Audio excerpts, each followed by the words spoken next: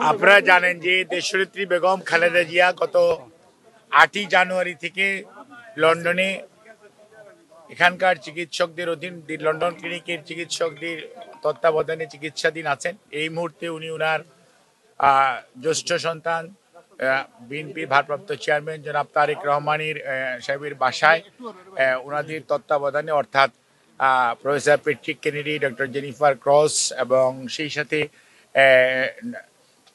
Doctor Barrett ওনাদের তত্ত্বাবধানে চিকিৎসাধীন আছেন এবং ওনার চিকিৎসা ওনার বাসায় থেকেই হচ্ছে এবং বিভিন্ন পরীক্ষা নিরীক্ষা যেগুলো করা দরকার মাঝে মাঝে করা হচ্ছে এবং ওনারা ওনাকে বাসায় গিয়ে দেখে আসছেন।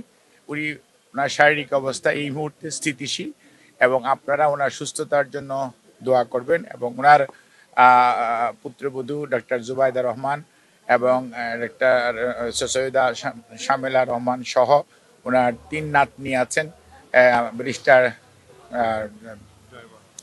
জাইমা এবং জাফিয়া এবং জাহিয়া রহমান। ওনারাও তার যে দাদি অর্থাৎ ওনার টেক কেয়ার করেন এবং তাতে মানসিকভাবে উনি অনেকটাই আগের চেয়ে অনেক বেটার আছেন এবং উনি সার্বক্ষণিকভাবেই চিকিৎসকদের তত্ত্বাবধানে এখানে চিকিৎসা চলছে। আপনারা ওনার সুস্থতার জন্য দোয়া করবেন। ম্যাডাম কবে নাগাদ দেশে যাবে, এখানকার চিকিৎসকরা যেই দিন ওনাকে যাওয়ার জন্য পরামর্শ দিবেন বা ওনাকে মনে করবেন যে বিদেশে থেকে দেশে ফেরত যাওয়ার মতো একটি অবস্থার মধ্যে আছেন, তখন ইনশাল্লাহ উনি দেশ থেকে বাংলাদেশে ফেরত যাবেন।